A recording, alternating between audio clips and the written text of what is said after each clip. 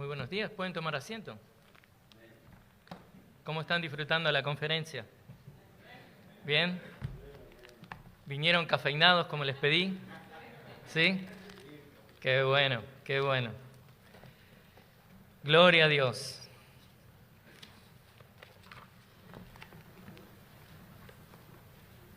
Bueno, bienvenidos a nuestro segundo día en esta conferencia acerca de las doctrinas de la gracia. Hoy nos toca considerar el tema de la expiación. ¿De qué hablamos? Del pago por los pecados. Hasta aquí hemos visto que la depravación total, esa depravación total del hombre hace necesaria la expiación. Pero tanto una como otra están relacionadas con lo que vimos ayer también, la elección soberana. La depravación total es evidente, la evidencia bíblica es contundente al respecto de eso. Romanos 3:23 nos dice, por cuanto todos pecaron y no alcanzan la gloria de Dios. Y si la paga del pecado es muerte, gracias a Dios que tenemos el final del versículo, que la dádiva de Dios es vida eterna en Cristo Jesús, Señor nuestro. Romanos 6:23.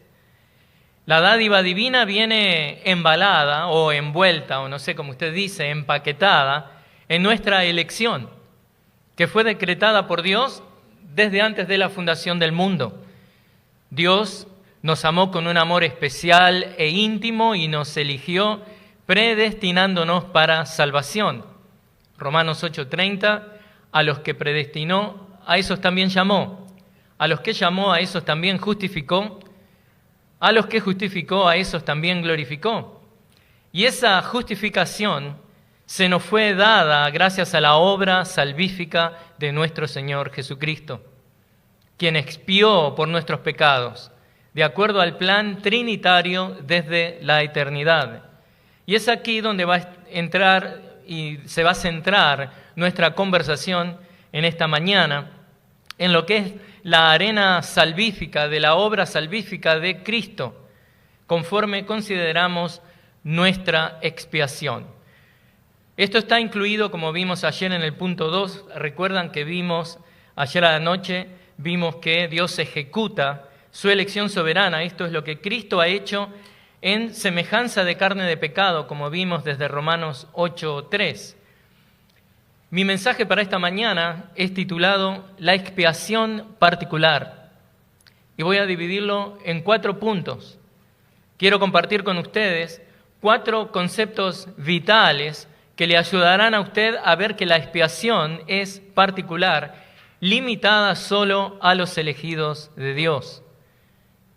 Los 4 conceptos son que la expiación es vicaria, es trinitaria, es particular y es bíblica. Entonces, podemos comenzar con el primer concepto, la expiación vicaria. ¿Qué es esto? Cuando hablamos de expiación, debemos tener en cuenta que esta expiación tiene un carácter objetivo. ¿A qué nos referimos con esto? De que la expiación es dirigida a propiciar a Dios y a reconciliar a Dios con el pecador. La expiación no efectúa ningún cambio intrínseco en el ser interior de Dios. Este ser es inmutable, como vimos ayer, pero eso es algo que es requerido por lo que es la justicia y la santidad de Dios. Dios presentó a Cristo para que tomara nuestro lugar, para que recibiera nuestro castigo en la cruz del Calvario. Y la palabra de Dios nos revela que el pago por los pecados, efectuado por Jesucristo, nuestra expiación es de un carácter sustitutivo. Y esto resulta luego en qué es lo que hace el pecador luego de esto. Bueno, es como una especie de acción reflexiva de parte del pecador, que luego de haber sido regenerado por el Espíritu Santo, ahora recibe la reconciliación con Dios. Esta reconciliación es lograda por la expiación, la cual requiere un sacrificio, más precisamente un sacrificio vicarial o vicario, sustitutivo. Por eso, cuando decimos que el sacrificio de Cristo es de carácter sustitutivo o vicario, necesitamos entonces entender cuál era la naturaleza de los sacrificios presentados en el Antiguo Testamento. Y básicamente lo que estamos tratando hoy es contestando la pregunta, ¿por quién murió Cristo? ¿Murió por todos los pecadores o murió específicamente por el grupo selecto de los elegidos de Dios?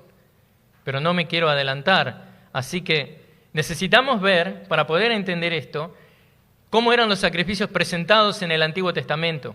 Por muchos siglos el pueblo de Dios presentaba sacrificios que debían servir ¿para qué? Para calmar la ira del Señor. Estos sacrificios eran sacrificios personales, presentados por el pecador, quien era la parte infractora. Pero cuando hablamos de la expiación vicaria, y acá necesitamos prestar atención, nos estamos refiriendo a que este sacrificio es presentado por la parte ofendida. Y esto es lo maravilloso, este sacrificio es presentado por Dios. Cristo es nuestro sacrificio vicario, presentado por Dios para pagar por nuestros pecados. Si usted quiere anotar o puede ir, si quiere, ahí a Génesis, donde vemos que inmediatamente que Adán y Eva pecan, Dios evidentemente mata animales. El primer sacrificio vicario. Génesis 22:7, luego, donde Dios provee un, sacrificio para que Abraham no tenga que sacrificar a su hijo. Obviamente estaba siendo probado en su fe. Eso está en Génesis 22:13. Vamos rápidamente ahí. En Génesis 3:20 dice, el Señor Dios hizo vestiduras de piel para Adán y su mujer y los vistió. Ahí tiene el sacrificio. Y luego vamos al 22:13, muy rápidamente, por lo menos porque quiero que esto esté fresco en su mente.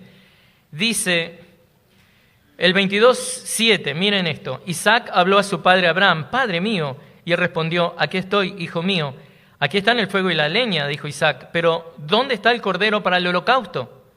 Y Abraham respondió, Dios proveerá para sí el cordero para el holocausto, hijo mío. Y los dos iban juntos, Dios proveerá. Y luego en el 13, entonces Abraham alzó los ojos y miró y vio un carnero detrás de él, trabado por los cuernos en un matorral. Abraham fue, tomó el carnero y lo ofreció en holocausto en lugar de su hijo. Ofrecido por Dios, sacrificio vicario. Esto es maravilloso. Esto es conmovedor para el pecador. Los sufrimientos y la muerte de Cristo fueron vicarios. Y vicario significa que Él tomó el lugar de nosotros. Nosotros merecíamos pagar por esos pecados. Nosotros pecadores, indefensos y malvados. Esto es maravilloso, hermanos, que nuestra culpa es imputada y nuestro castigo es transferido a Jesús. ¡Qué glorioso intercambio! Esta expiación que es vicaria debe ser íntima, porque Cristo muere por aquellos a los que el Padre ha decidido amar desde antes de la fundación del mundo. Por lo tanto, una expiación vicaria tiene que ser una expiación que particular, no puede ser universal, porque si fuera solamente que el pecador trata de presentar un sacrificio, esto sería un sacrificio personal, un sacrificio no vicario. Pero de lo que hablamos en cuanto al sacrificio hecho a favor del creyente es que este es un sacrificio vicario, es decir, provisto por Dios, quien es la parte ofendida, pero que quiere, basado en su elección soberana, perdonar al pecador. Por eso, ¿qué es lo que hace? Provee al sacrificio perfecto, su propio Hijo, para presentar una expiación particular solamente por los elegidos de Dios. Y este es el segundo concepto que vamos a ver. El primero es la expiación es vicaria. Como les decía, estoy compartiendo 4 conceptos vitales que le ayudarán a usted a ver que la expiación es particular, limitada solo a los elegidos de Dios. Y dado que la expiación es dirigida a propiciar a Dios y a reconciliarle con el pecador, esta expiación es vicaria, pero con toda la Trinidad involucrada, coincidiendo en que en salvar al elegido, por tanto, ejecutando una expiación particular. Esto es lo que Dios revela en su palabra y lo que vamos a ver en esta mañana. Por tanto, la expiación particular es una doctrina bíblica. Entonces vamos al segundo punto, expiación particular. Vimos la expiación es vicaria, ahora vemos que la expiación es particular. Pero para poder entender mejor el por qué defendemos que la expiación de Cristo es particular y no universal, contestemos la pregunta: ¿cuál es la naturaleza de la expiación? Y esto tiene que ver con lo que Dios logró en la cruz del Calvario. ¿Qué es lo que Dios logra en la cruz del Calvario? Y para entender eso mejor, qué es lo que Dios logra en la cruz, ya desde el Antiguo Testamento se nos enseña que los sacrificios ofrecidos en el altar tenían una naturaleza vicaria. Esto es, representaban el pecado del pecador, quien se identificaba con el sacrificio poniendo su mano sobre el sacrificio. El pecado del pecador era transferido al sacrificio, lo mismo que luego nuestro Señor haría al tomar sobre sí la culpa de nuestro pecado. Y Dios es quien provee este sistema. Este sistema sacrificial vicario es ofrecido por Dios, por amor y misericordia hacia el pecador, como Levítico 17:11 nos enseña, donde dice: porque la vida de la carne está en la sangre, y yo se la he dado a ustedes sobre el altar para hacer expiación por sus almas, porque es la sangre por razón de la vida la que hace expiación.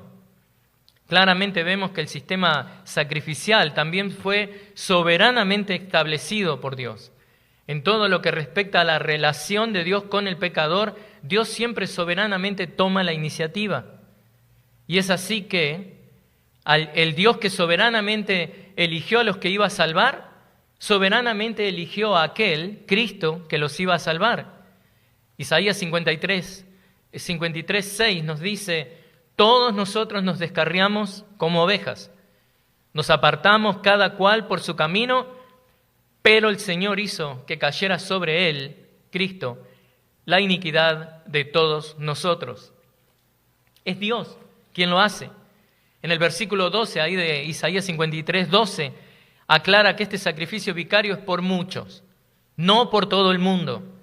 Dice así: y con los transgresores fue contado, llevó el pecado de muchos e intercedió por los transgresores. El todos nosotros, del versículo 6 ahí, que leímos anteriormente, se refiere a los elegidos de Dios, que considerados a la luz de todo el mundo son muchos, no todos. Esto enseña una expiación particular, no una expiación universal, porque veamos que en Isaías nos dice que Él intercede por los transgresores. ¿Quiénes son esos transgresores? Los que son llamados son los elegidos de Dios. Cristo no intercede por los transgresores que terminan en el infierno, porque el Padre y Él están en la misma página. La Trinidad actúa en armonía, algo que veremos más adelante en otro de los puntos. Pero ahora, muy brevemente, miremos un versículo que pareciera que tiene connotaciones universalistas. Ese es Juan 1:29. Pareciera que enseña que esta expiación es universal. Dice así: bueno, Cristo es el Cordero de Dios que quita el pecado del mundo. Ahora, una aclaración: Él paga por la culpa de nuestro pecado sin que el pecado sea transferido a Él intrínsecamente. Hay una gran diferencia ahí, ¿no? Y algo más, cuando dice quita el pecado del mundo, la palabra mundo no se refiere a todos los hombres. Y sin entrar en este apasionante tema del uso de las palabras mundo y todos, y sin poder obviamente tomarme el tiempo de refutar lo que son llamados versículos universalistas, tales como 1 de Timoteo 2:4, 2:6, 1 de Juan 2:2, y hay un listado bastante extenso. Pero veamos un par de ejemplos del uso de la palabra mundo para referirse a un montón de personas. En Juan 2:19, por ejemplo, los fariseos dicen: ¿ven que ustedes no consiguen nada? Miren, todo el mundo se ha ido detrás de él. Y obviamente ellos, los fariseos, no estaban yendo detrás de él. O sea, no habla de todo el mundo. Los fariseos no estaban yéndose detrás de él, por consiguiente, todo el mundo no es todo el mundo. Esto es un uso normal del lenguaje para darle fuerza a un argumento, tal como lo hacen, por ejemplo, los plateros en la ciudad de Éfeso. que temen de que, como dice Hechos 19:27, ¿cuál es el temor de ellos? De que el templo de la gran diosa Diana se considere sin valor y que ella, escuchen esto, a quien adora toda Asia y el mundo entero, sea despojada de su grandeza. Obviamente, no todo el mundo adoraba a la diosa Diana. Es una forma de expresión. Y eso es lo que encontramos en todos esos pasajes que parecen hablar de que Dios ofrece una expiación universal. Pero la realidad es que concentrarse en analizar estos versículos uno por uno, sin tomar en cuenta cuál es el diseño, la naturaleza y el alcance de lo que es la expiación, ¿qué es lo que hace? Nos embarca en una controversia improductiva. Por eso, la idea que quiero comunicar en este mensaje es la misma idea que el campo reformado de la teología enseña acerca de la expiación de Cristo por los pecadores. Y eso es que esta expiación que Cristo hace es de carácter limitado, o mejor expresado, es de carácter particular. Decir limitado podría dar la idea de insuficiente, y esto sería impreciso. Por lo tanto, es preferible decir que la expiación que Cristo hace por los pecadores es particular a un cierto grupo. ¿Y cuál es ese grupo? Los elegidos de Dios. Y solamente para dejar en claro, la otra opción, ¿cuál es la otra opción? Si no es, digamos, los que creemos en expiación particular. Bueno, es un campo que es conocido como los que creen en la expiación universal. Pero quiero aclarar algo respecto a ellos, que ellos no creen en el universalismo que enseña que todos los seres serán salvos. No. Ellos creen que Cristo vino a morir por todos, a darle, digamos, la oportunidad a aquel que quiere elegir a Cristo de que pueda ser salvo. Estos son los dos grupos, las dos perspectivas, las dos maneras de entender lo que es el alcance de la expiación de Cristo por los pecadores. Entonces, el campo universalista, que no es el campo que nosotros enseñamos, cree que Cristo murió por todos los pecadores para hacer posible la salvación. Y aún en el caso de aquellos que no crean y terminan en el infierno, bueno, Cristo también murió por ellos para que pudieran gozar de beneficios temporarios en la tierra. Pero quiero decirle bien claramente, Cristo no vino a dar una posibilidad de salvación, Cristo vino a salvar. Cristo vino a salvar a los elegidos que Dios eligió desde antes de la fundación del mundo. Y es verdad que el pecador tiene beneficios. Primera de Timoteo 2:4 dice que Dios, el cual quiere que todos los hombres sean salvos y vengan al pleno conocimiento de la verdad, mientras el inconverso vive hasta el último minuto de su vida, está recibiendo bendiciones de parte de Dios. Es la gracia común de Dios. Pero Cristo no vino a morir para hacer eso posible. Eso es como un producto secundario que viene de lo que es la gran bendición que Cristo ha traído a esta humanidad. Pero nosotros, hermanos y hermanas, creemos en la expiación particular porque refleja el diseño divino de Dios con respecto a la expiación, mostrándonos lo que Dios quiso hacer en la cruz, lo que Dios logró en la cruz. Creemos en la expiación particular porque refleja la naturaleza de la expiación, mostrándonos lo que la cruz realmente logró. Y creemos en esta expiación particular porque refleja el alcance de lo que es la expiación, mostrándonos para quién es que fue lograda esta expiación. Y esto lo vamos a ver ahora también un poco más, conforme entramos ahora en mi tercer punto, que es esta expiación particular, no solamente es vicaria, no solamente es particular, sino que es trinitaria. Y esto es muy importante. Necesito que su mente esté siguiéndome, necesito que estemos pensando en esto. El tercer punto es la expiación trinitaria. Y tal como hiciera en mi mensaje pasado, cuando hablé de la elección soberana, quiero ver esta doctrina yendo a la eternidad pasada. ¿Por qué hacer esto? Porque allí es que encontramos al Dios Trino decretando todas las cosas y planeando actuar en su creación de una manera ¿qué? Armoniosa. Pareciera ser, como les decía ayer, que cuando miramos las eternidades vemos las cosas más claras, que cuando nos adentramos en el cumplimiento de los decretos divinos que Dios decretó en el plan redentivo que está llevando a cabo en la tierra. Ahí nos confundimos. Y para poder entender mejor qué es lo que Dios hace en el tiempo, en la historia, en su creación, es bueno recordarnos quién es Dios y su carácter, algo que hicimos ayer también, carácter que será reflejado en las cosas que hace. Entonces, si quedamos de acuerdo que eso es lo que estamos haciendo, una de las primeras cosas que debemos considerar es que nuestro Dios es un Dios trino. ¿Por qué eso es importante? Este concepto se refiere a que estamos hablando de un solo Dios, en tres personas, una esencia divina, única e indivisiva. Un Dios trino quien subsiste eternamente en tres personas coiguales y cosustanciales, el Padre, el Hijo y el Espíritu Santo. Algo que nos ayudará a entender la expiación particular de Cristo es recordar que debido a la esencia de Dios, su voluntad reside en su esencia. Es decir, tenemos un Dios trino que tiene una sola voluntad, no tres. Aquellos a quienes el Padre se propone salvar deben ser el mismo número exacto de aquellos a quienes el Hijo se propone salvar. Y aquellos a quienes el Hijo se propone salvar deben ser el mismo número exacto de aquellos a quienes el Espíritu se propone salvar. La Trinidad no es un monstruo con tres cabezas que quieren hacer cosas distintas. ¿Y por qué esto es importante cuando hablamos de la expiación particular? Cuando pensamos en la Trinidad debemos entender que estamos hablando de armonía perfecta entre las personas de la Trinidad. O sea, lo que el Padre desea, lo desea el Hijo, lo desea el Espíritu Santo.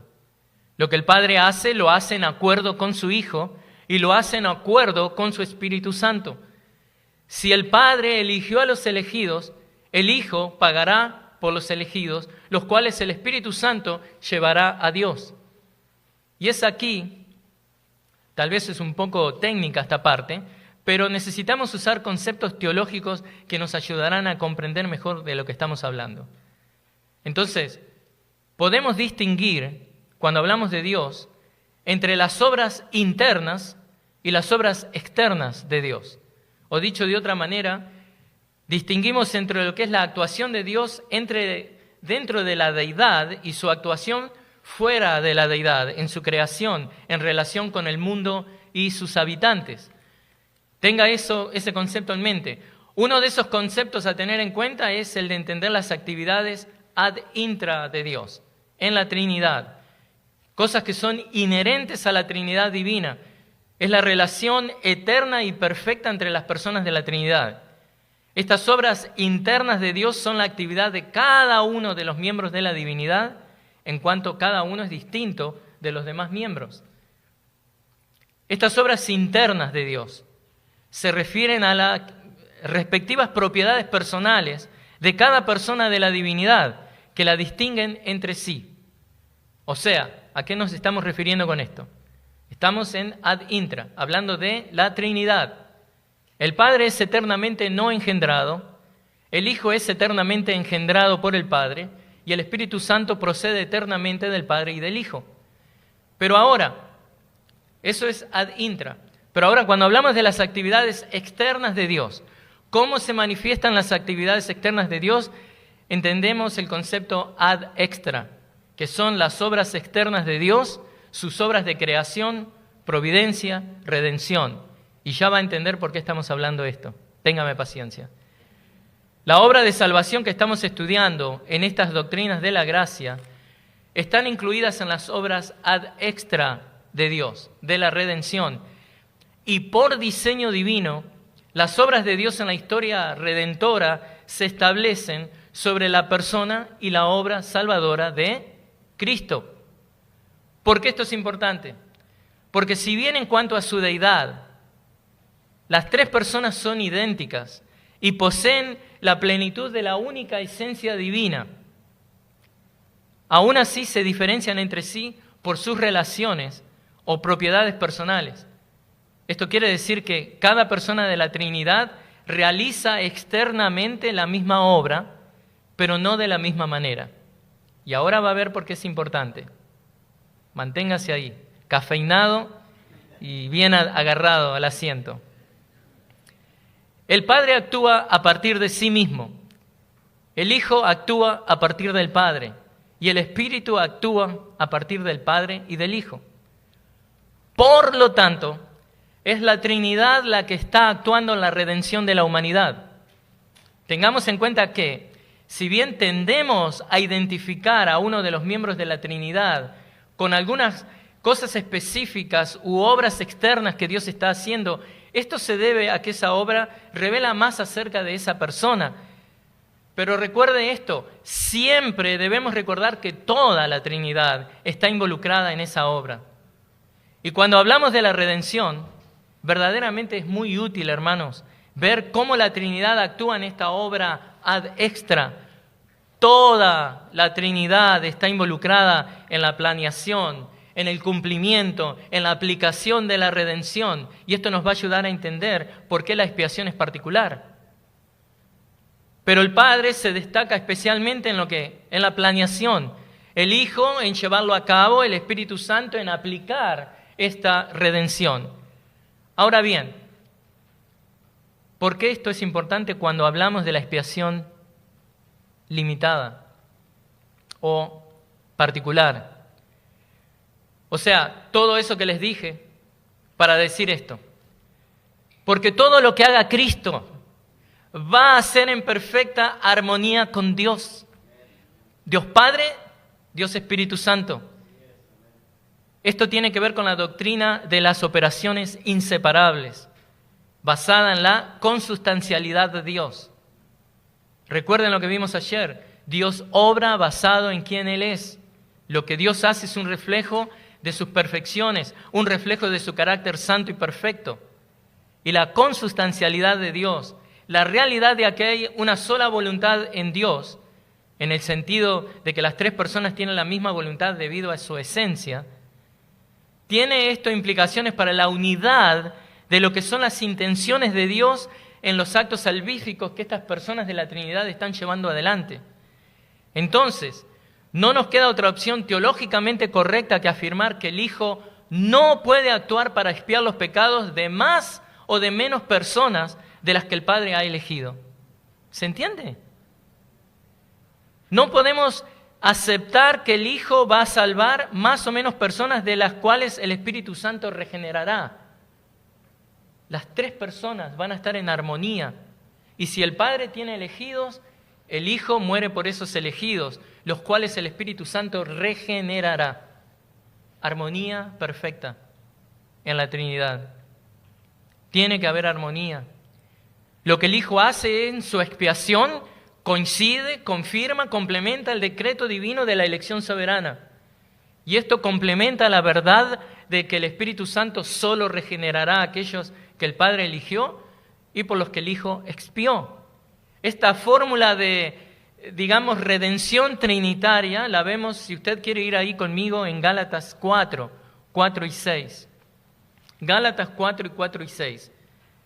Pero cuando vino la plenitud del tiempo, Dios envió a su Hijo, nacido de mujer, nacido bajo la ley, a fin de que redimiera a los que estaban bajo la ley, para que recibiéramos la adopción de hijos. Y porque ustedes son hijos, Dios ha enviado el Espíritu de su Hijo en nuestros corazones, clamando, Abba, Padre.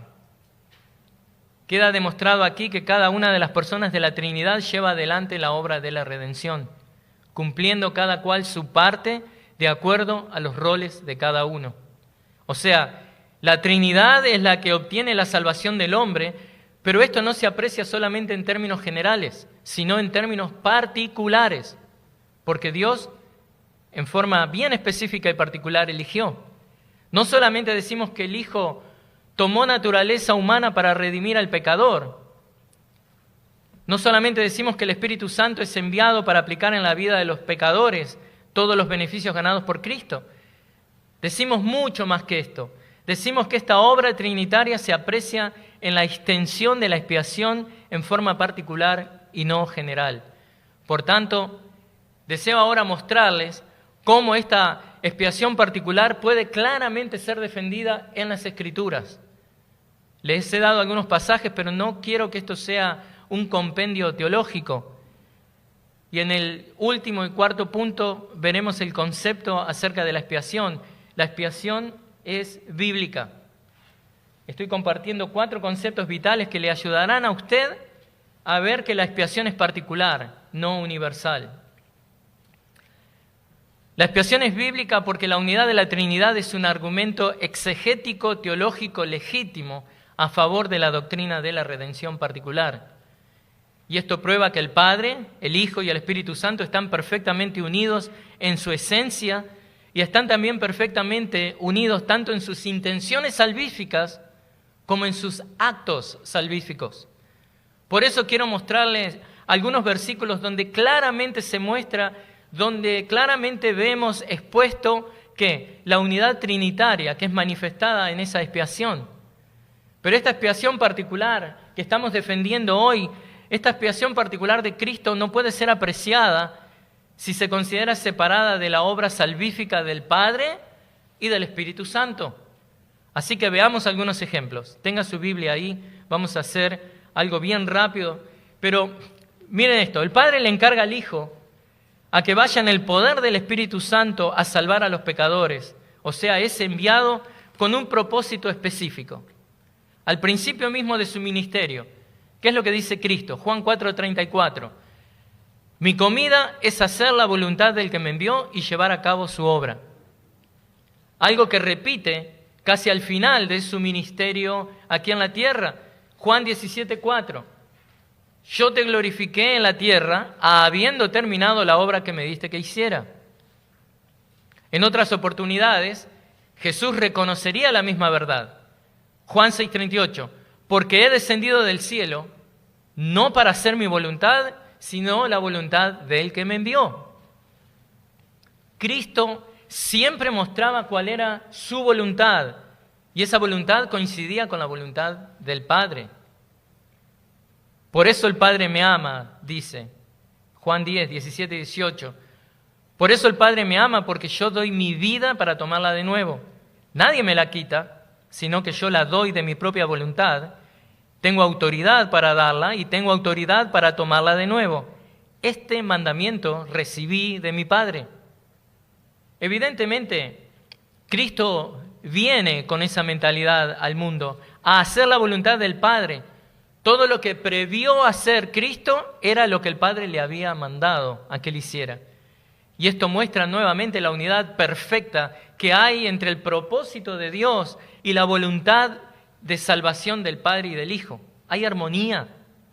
Y es aquí cuando debemos ver que el Padre no escogió a todos para salvación, como vimos ayer un poco.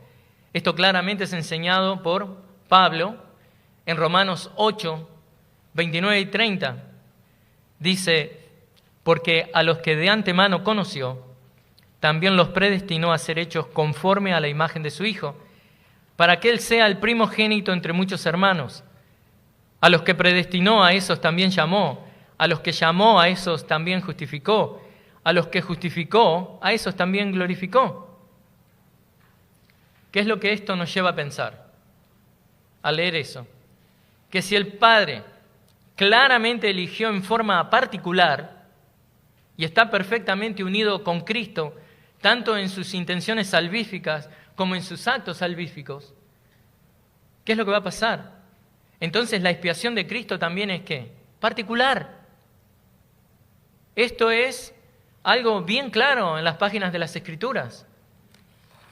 Imagínese, un teólogo dice, Robert Raymond, dice, imagínese esto, que Cristo le dijera al Padre que si bien Él reconoce las intenciones del Padre de salvar solamente a los elegidos, de todas maneras Cristo dice que Él va a morir por todos, porque su amor es más inclusivo y expansivo que el amor del Padre. Esto es una tontería. Sería ridículo, descabellado. Como dice John MacArthur, si la expiación es universal, entonces la elección es universal, o el Padre y el Hijo tienen intenciones contradictorias entre sí. No hace sentido. Y esto es lo que estamos viendo, que sería imposible, porque Dios siempre obra conforme a quien Él es, y Dios es trino, y todo lo hace en armonía en sí mismo.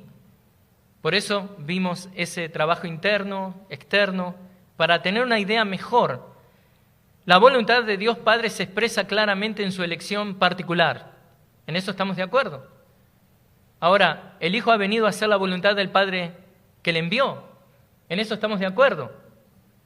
Entonces, esta voluntad es explicada por el Señor Jesús en Juan 6:39. Él va a hacer exactamente lo que el Padre le pide, salvar a unos pocos. Dice el Señor ahí, y esta es la voluntad del que me envió, que de todo lo que Él me ha dado, yo no pierda nada, sino que lo resucite en el día final. Hermanos, a esto no se le puede dar mucha vuelta. Debemos aceptar lo que la palabra nos dice claramente. Existe un grupo de elegidos escogidos por el Padre, quien se los ha dado al Hijo, y Cristo ha efectuado su obra redentora a favor de este grupo. Esto es una expiación particular a ese grupo.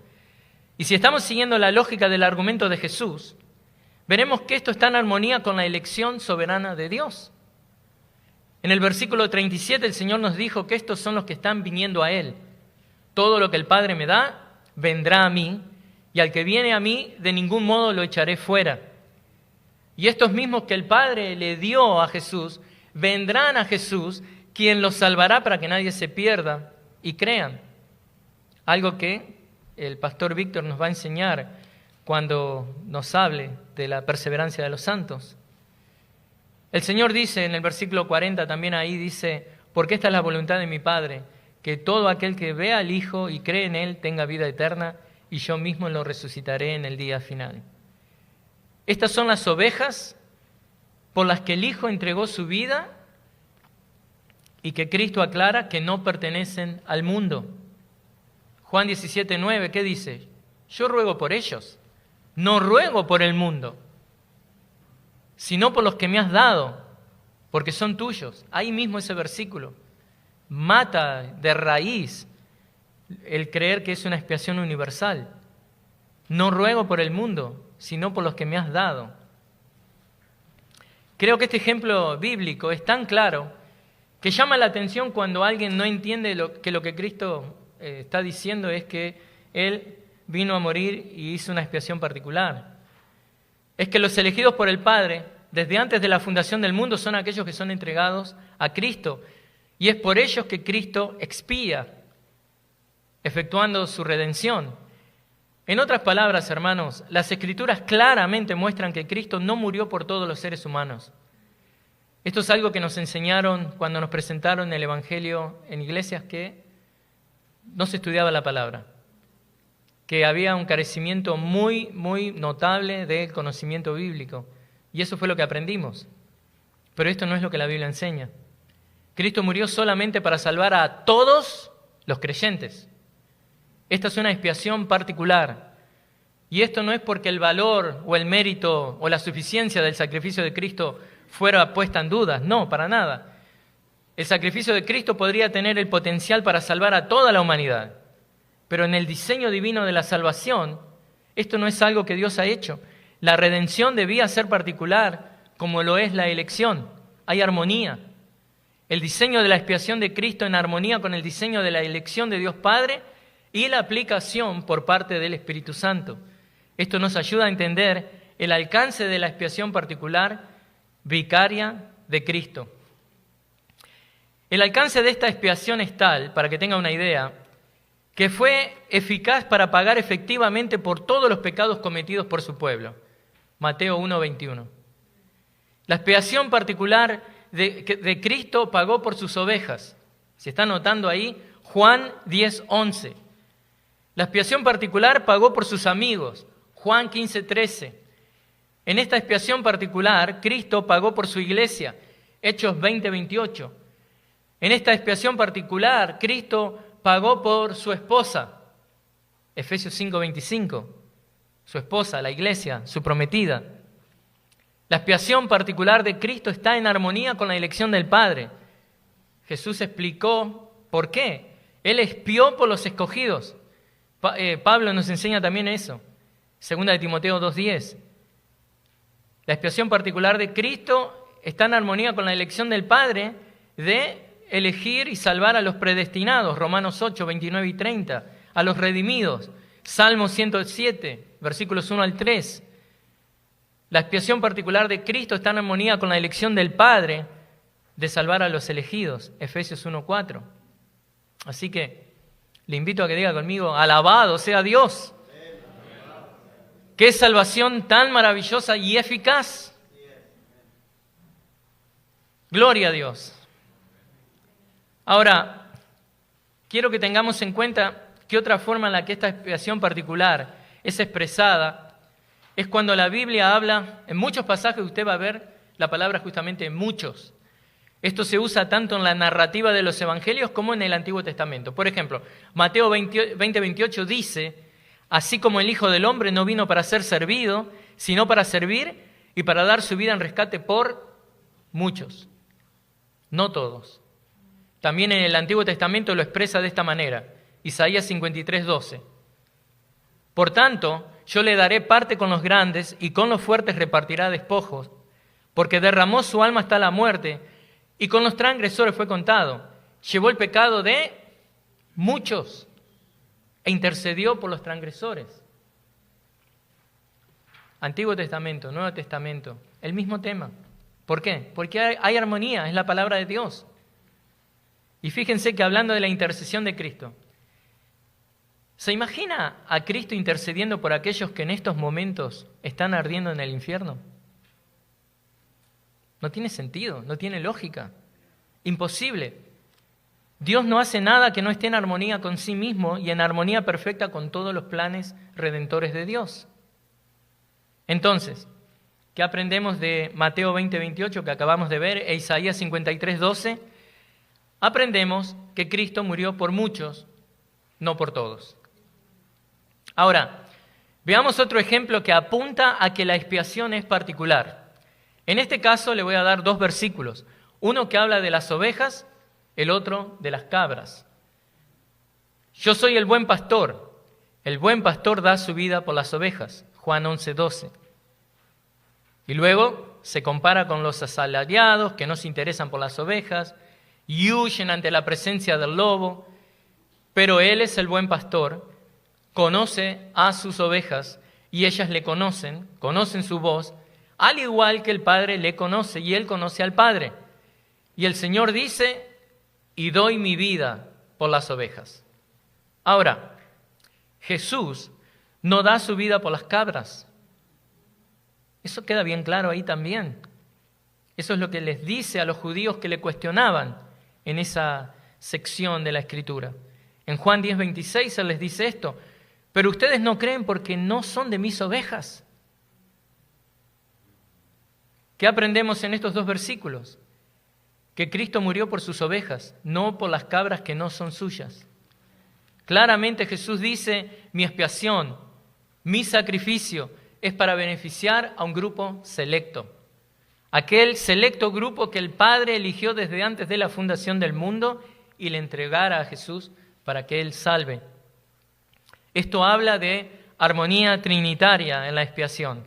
Cristo no va a hacer algo que el Padre no haya planeado, ni el Espíritu va a regenerar y morar en aquellos que van o están en el infierno. Hermanos, en Dios no hay lugar para contradicciones. Dios no se contradice.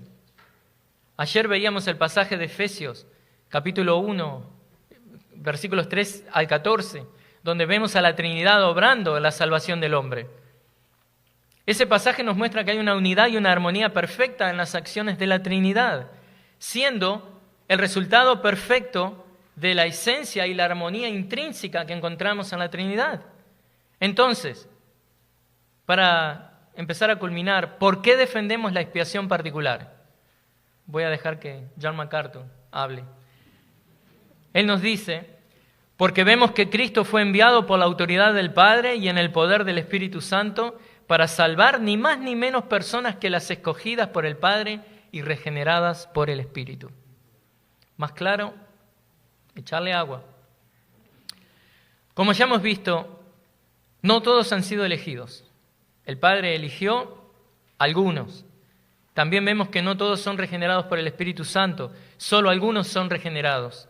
Entonces, siguiendo la lógica de que Dios actúa en armonía trinitaria, Jesús también, en armonía con el Padre y el Espíritu, ha hecho expiación por un grupo selecto. Esto es la expiación particular. Aquellos que fueron elegidos por el Padre desde antes de la fundación del mundo son expiados por Cristo. Resistirse a aceptar que la expiación de Cristo es particular es negar un concepto fundamental de la Trinidad. Y esto es, negamos la consustancialidad de las personas de la Trinidad. Son la misma sustancia, buscan y hacen lo mismo. La Trinidad ni obra al unísono, sin que podamos diferenciar quién hace qué, ni tampoco la Trinidad obra en desacuerdo, cada uno haciendo lo que quiere. No, ¿cómo obra la Trinidad? La Trinidad siempre actúa y obra en armonía. Por lo tanto, la unidad de la Trinidad demanda que la expiación sea particular. Conclusión, hermanos. Ahora, para finalizar, quiero compartir un pensamiento que uno de mis pastores en Grace Church compartió cuando predicó de este tema. Siempre, la verdad, me quedó grabado a fuego eso que dijo Mike Riccardi. Él estaba explicando la expiación particular a la luz de diferentes motivos, tales como la propiciación, que es, digamos, calmar la ira de Dios, apaciguar la ira de Dios, y la reconciliación. Y hablando de la propiciación, él trajo el tema de la expiación de Cristo, fue una obra de propiciación, y citó dos versículos. Citó Romanos 3:25, y les leo: a quien Dios exhibió públicamente como propiciación por su sangre a través de la fe, como demostración de su justicia, porque en su tolerancia Dios pasó por alto los pecados cometidos anteriormente. ¿No? Dios pasó por alto los pecados cometidos anteriormente. Y luego citó Hebreos 2:17. Yo estaba ahí tomando notas. Por tanto, tenía que ser hecho semejante a sus hermanos en todo, a fin de que llegara a ser un sumo sacerdote misericordioso y fiel en las cosas que a Dios atañen. ¿Para qué? Para hacer propiciación por los pecados del pueblo. Entonces, si propiciación es un término que simplemente significa la satisfacción de la ira, el apaciguamiento de la ira de Dios, entonces, si la expiación es una propiciación, preguntar cuál es el alcance de la expiación es preguntar contra los pecados de quien satisfizo Cristo la ira del Padre. Y es ahí que recuerdo que Riccardi dijo esto. Él preguntó: ¿satisfizo Cristo la ira de Dios contra los pecados de cada pecador individual que ha vivido o vivirá? Incluyendo a aquellos incrédulos del Antiguo Testamento como Faraón y Goliat, que estaban en el infierno sufriendo la ira de Dios en el mismo momento en que Cristo cargaba con la ira de Dios en la cruz. ¿O solo satisfizo la ira de Dios contra los pecados de los elegidos, aquellos que nunca experimentarán la ira de Dios por sí mismos? Y yo estaba ahí y digo, ¡boom! Eso fue una bomba atómica arrojada sobre el bastión universalista. ¿Quién se puede recuperar de eso? Verdaderamente no sé cómo alguien se puede recuperar de ese golpe. Solo resta que saque la bandera blanca en señal de rendición y confiese junto con nosotros: la expiación de Cristo es particular, porque eso está en armonía con Dios y exhibe el carácter vicario del sacrificio de Cristo. Oremos. Señor Jesús, gracias por tu presencia con nosotros esta mañana y todos juntos en armonía, Señor, algo que te deleita. Te agradecemos por tu sacrificio vicario, porque Dios Padre te presentó a ti como nuestro sacrificio. Nosotros no podíamos presentar nada. Señor, y tú en tu gracia, en tu misericordia, Padre, nos diste a tu propio Hijo. Como dice Romanos 8:32, si tú nos diste a tu propio Hijo, ¿cómo no nos darás junto con Él todas las cosas? La gracia que necesitamos, Señor, para vivir, para respirar cada día. Padre, te amamos, pero somos conscientes de que no te amamos como tú mereces.